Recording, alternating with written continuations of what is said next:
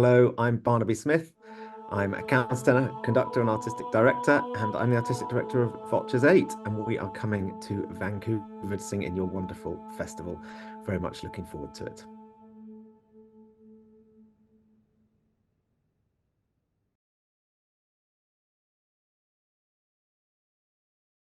Good question. Well, I suppose it's a facilitative role as much as anything else. So, we try to operate the group as democratically as possible, but I'm sure you'll know from your own chamber music making that democracy takes time in these circumstances. And so it's my job essentially to provide as much of a lead as is required. So I would then normally run a rehearsal as though I was directing it, but I would do it more by asking questions. So instead of, we're going to do this, it's, shall we try this? And then people can chime in as much as they like. We do, as you say, stand on the stage without anybody actually conducting. So it's important, I think, to reflect that in the preparation process. So having everybody standing in the room thinking as a director might is an important part of preparation for being on stage without one single focal point. People often ask us, well, how do you stay together if you don't have a conductor? And the answer really is that we breathe together and then we listen really, really hard.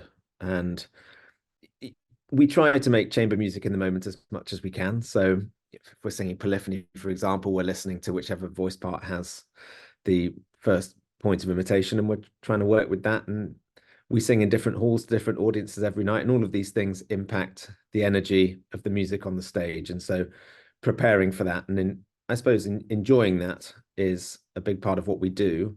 And therefore, not having any single person standing out front leading us means that we're all giving into that melting pot the whole time, which then makes it music in the moment. And I think that's a massive benefit.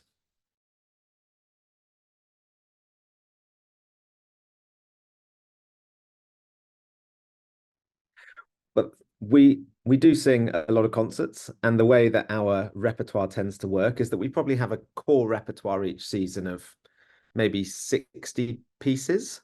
And within a states tour, for example, we have 6 programs. Those 60 pieces are making up sort of probably 70% of the combined repertoire.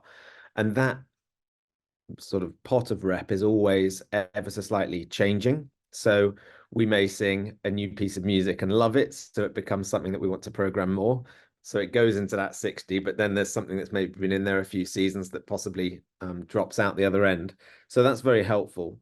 And then around that, we're just placing other bits of music that sort of complete programs and also keeps it fresh, because I'm sure you will know from your own touring and escapades that if you're doing the same piece or the same pieces night after night after night after night, there is a benefit to that, but it can also become slightly into the zone of autopilot. So having music in there that keeps it fresh is important. And I think the other thing that benefits us as a group is that when we sing a concert, so we'll sing this evening, for example, the music for that concert is already prepared. So we have 2 hours in the concert hall before we sing, and we might use 15 minutes to half an hour of that to talk about the music that we're doing tonight, maybe how it went yesterday, things we'd like to brush up. But that also gives us 90 minutes then to be constantly rehearsing. So instead of being one of those choirs that either rehearses in a patch or rehearses once a week, we're actually getting 5 90-minute rehearsals a week.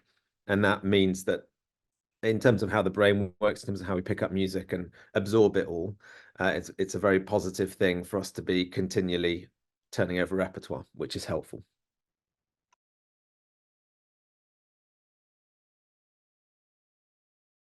I think so. We've developed a culture of singing over the past 20 years, and that brings us to blend. But before I talk about that, talk about finding the singers, because really we are singers who've just been involved in choral music one way or another most of our lives. So most of us have come through church or cathedral music and just kept singing, and like yourself, probably done some solo singing performance along the way as well. But we've chosen to specialize in ensemble music, which I think is a mindset. From my own perspective, I enjoy giving my voice to something that's greater than me, and that's the thing I enjoy most about being a member of VOCES8. And I probably then in a concert sing less than 10% of the time in a way that I might sing if I was, say, doing the solos in an oratorio. And so it's just a different way of engaging the voice. And the process that we go through for finding a new singer is therefore lengthy. And people say, well, what do you look for? Do you look for a voice that fits the group? And the answer to that actually is not really. What we do is we look for someone who's a really great singer and who shares a passion for offering themselves wholly to the group environment. And we do that via 3 rounds. So the first thing I do is I hear singers singing solo, because it is really important for each of us, if we're going to sing 120 gigs a year, just to be a good, solid singer. So we actually start with solo singing. And then from there, we invite people whose singing we've enjoyed to sing with the group a little bit. And out of that, you then discover of these great singers who is really tuned in to our style of singing. And I think, there's not a musician in the world, I don't think, who would not care to create something greater than themselves. But it's about the ease that people can achieve that with. And you all know that different singers have different strengths. And so we're looking for a singer who will naturally fit into the way that we approach music making.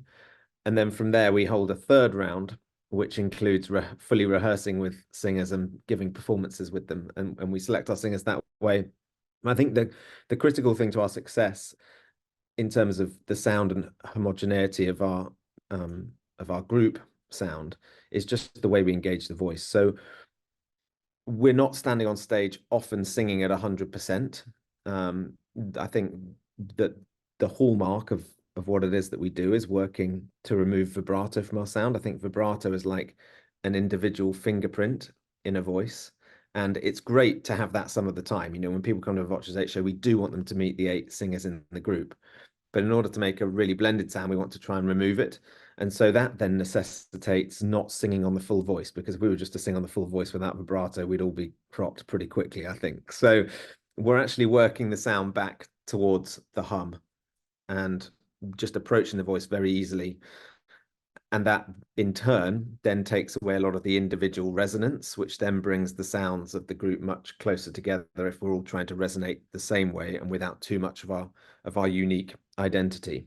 The trick, I think every singer in the world would have a pretty good shot at doing that. The trick is how long you can sustain it for. And so that comes a little bit with practice. And I think when people join the group, the hardest thing for them is not making the sound, but it's making it for a 6-hour recording day, for example. But in a concert, we're sort of working with versatility. But yeah, it's something that we've become well known for, and something that we enjoy doing, and yeah, we're pleased people enjoy it.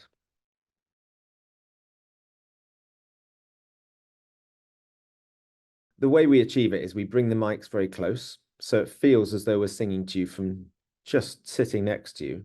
But in order to make the sound sweet and nice, we are essentially singing more quietly most of the time. So it's a little bit like the difference of standing on a concert platform and talking to someone at the back of the hall, as opposed to then sitting next to them in the front row of seats and talking to them like they're sitting next to you. And it's the same way of projection and the color that you can create as though you were talking. And I think that's the secret to it. And yeah, it's really nice. I enjoy myself listening to choral music, and I actually do a lot of the engineering of the albums. I have a big interest in music technology and that sort of thing. So it's something that we've pioneered originally since we signed with Decca Classics probably 12 years ago now. And from singing sort of one to a part consort music that might be designed for 8 people to sing, their idea was to create chamber choir music albums. So, we're talking about the Modern American School, Lauritsen and Whittaker and all that kind of stuff. And achieving that with 8 singers is very hard. But this technique, I think you get the best of both worlds, because you get the homogeneity that you might achieve with the chamber choir, but you also get the individual vocal presence of 8 individual singers. And so it's a sort of combination of the best bits of both worlds, the sort of single voiced ensemble and the chamber choir melted into one. And I think that's what people enjoy.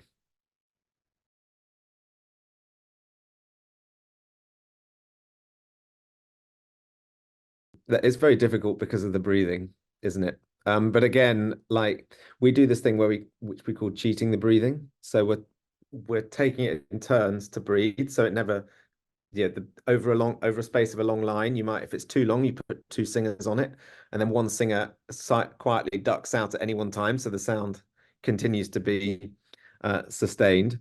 And again, the secret here is it's actually soft singing, so it's not using quite as much air, and the microphones then are nice and close. For a piece like that, I reckon that was maybe 3 to 4 hours of the way we like to record is we're very lucky. We have a centre in London, our own church. It's a Christopher Wren church. It was sort of his practice for creating St. Paul's Cathedral. It's a lot smaller, but it does have a small dome in it, which is really, really nice for the sound. And so we have our recording studio set up in there, and we'll go and sing 2 or 3 takes, and then we'll all go and have a listen to them and have an artistic discussion about it, decide what we like, don't like, and then come out and have another go, and we sort of refine it in that way. But yeah, I think the barber took probably 3 or 4 hours, which yeah, it's very sustained singing. So it was pretty hard work.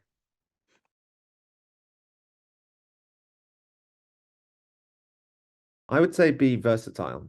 Yeah, I think it's very popular in the world of singing education to encourage specialism. And I don't think there's anything wrong with specializing. You know, we will know as countertenors that to a certain extent, if you want to be really successful at what you do, you have to, at the very top end, be recognized for something specialist, whether that's as a countertenor you're singing Handel opera or being more of a concert performer or a recitalist, whatever it is. But I think that that's something you should only be looking to do right at the very last minute in your studies. But I think the way that the education system works is a lot of young singers will get to the point where they're told, you know, you need to not be singing in choir because you're doing your solo studies, for example. And I would ever so slightly push back on that and say keep as many doors open as possible, because the voice is an amazingly versatile instrument. And what we're looking for with members of VOCES8 and our other ensembles is people who are just interested to explore the different ways they can use their voice. So, you know, I am a countertenor, but I'll stand on stage tonight and sing everything from chant to jazz and pop. And sure, I won't be the guy giving the jazz and pop lead. We'll leave that to the baritones and the tenors. But you know, I'll be there and I'll be playing a little bit of hi-hat percussion.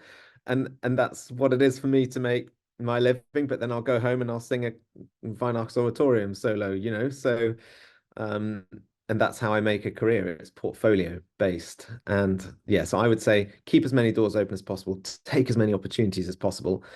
And last, never count yourself out of something. The amount of people who say, oh, I'm not sure I'm good enough to apply for this. Never be the person who thinks you're not good enough. Always take a chance, and you never know where it will go.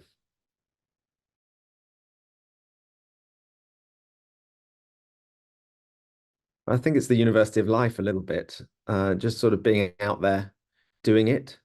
You know, I trained relatively in inverted commas the normal way. I was a choir boy at Westminster Abbey. Then I kept singing. Then I, you know, started singing at undergraduate. Then I did a postgraduate in solo countertenor. But all the time I was engaged with my other interests. And so I've just sort of found my way into lots of different things. And I'm really fortunate that I've had opportunities. You know, I didn't conduct anything till I was 21. I just happened to be okay at it. And then, of course, through my job in VOCES8, there are opportunities to get up and do that. I also got a couple of conducting jobs. And then the whole recording side of it came in because I was interested in it. We made albums. I learned from the engineers. Then COVID happened. So the University of YouTube helped me out with that. And it's all trial and error. But again, it comes back to what I was saying before. It's like it's possible to go to university to learn about all these things, but just you don't have to do it that way. You can do it out there and just by taking opportunities and working with the world around you. And you know, variety is the spice of life, isn't it? So it's very nice for me to have lots of different disciplines, but I think they're all rooted in one thing, and that's a love for making music with other people.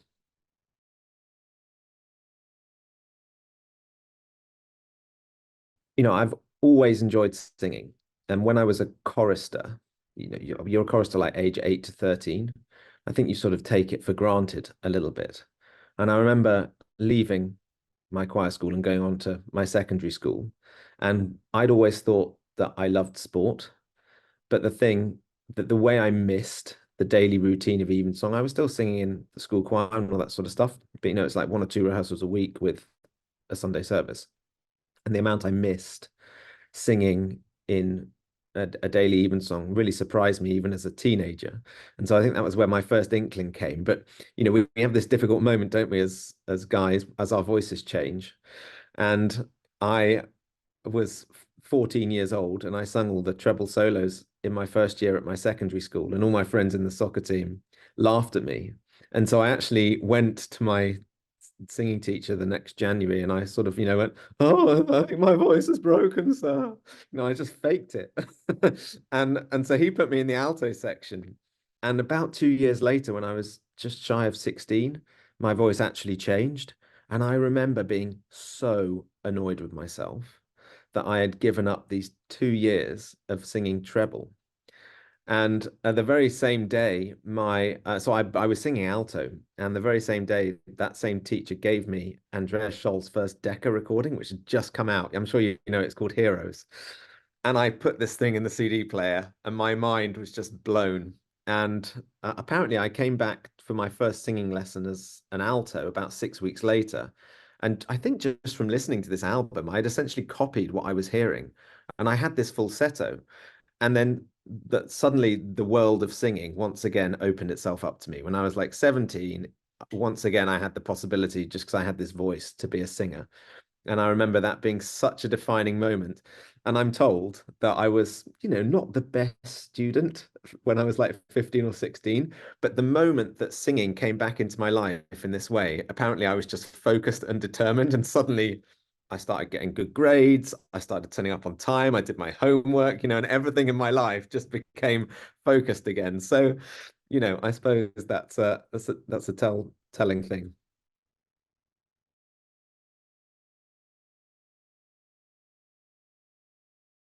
In VOCES8, we love to sing a little bit of everything. Where a classic VOCES8 show spans 500 or 600 years of musical history, and we're very pleased to be bringing that style of presentation to Vancouver.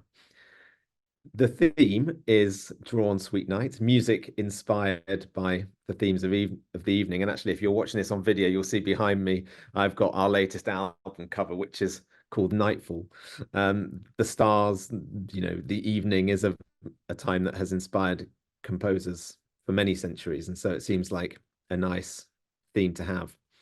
I'm always a fan of having a thread through a program, but I'm never a fan of making that thread so tight that you rule out singing lots of great music. So the theme of the evening, the passing of the night, will very much be present, but it won't be all encompassing. So, but that will run a nice thread through with everything from Renaissance music to jazz and pop.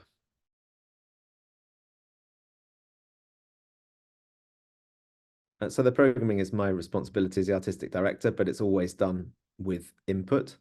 And that can be input from the group members themselves. I have a couple of members of the group specifically who help me with programming, and we'll have creative discussions once a month or something. We'll sit down in an airport lounge or whatever it is and talk about that sort of thing. It can also be done with our record label.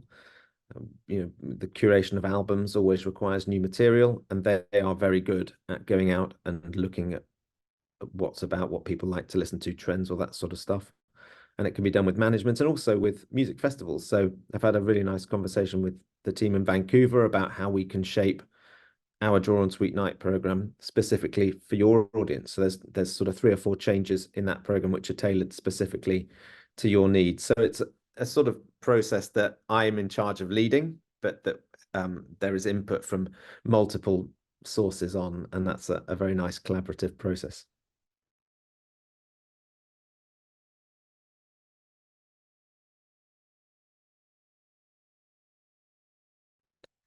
Yeah, it's very interesting, isn't it? That how different people respond to different things. No, I mean it's always a learning process for me, and sometimes I'm very surprised that we have things like Cantata 150, which is a great piece of music, but let's face it, it's niche, as you guys would say. So it's always lovely to see how people react to that. The thing I particularly enjoy doing is bringing the Lord of the Rings audience to something like Jesus Bleib meine Freude or something like that, and a comment we often get is, oh, well, I turned up because I know this piece, but wow, I'd never heard that piece. And, I'm going to go home and listen to a whole load of more repertoire that's like that. So it's very nice to sort of create a cross pollination of audiences. But yeah, YouTube is a place that will always surprise me.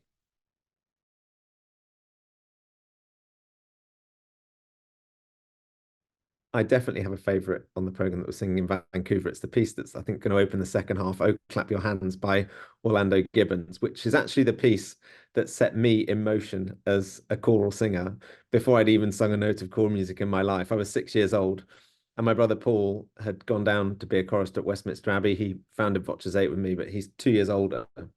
And we lived in the north of England at the time in the Lake District, and it was a very long way. It was like 350 miles away to London.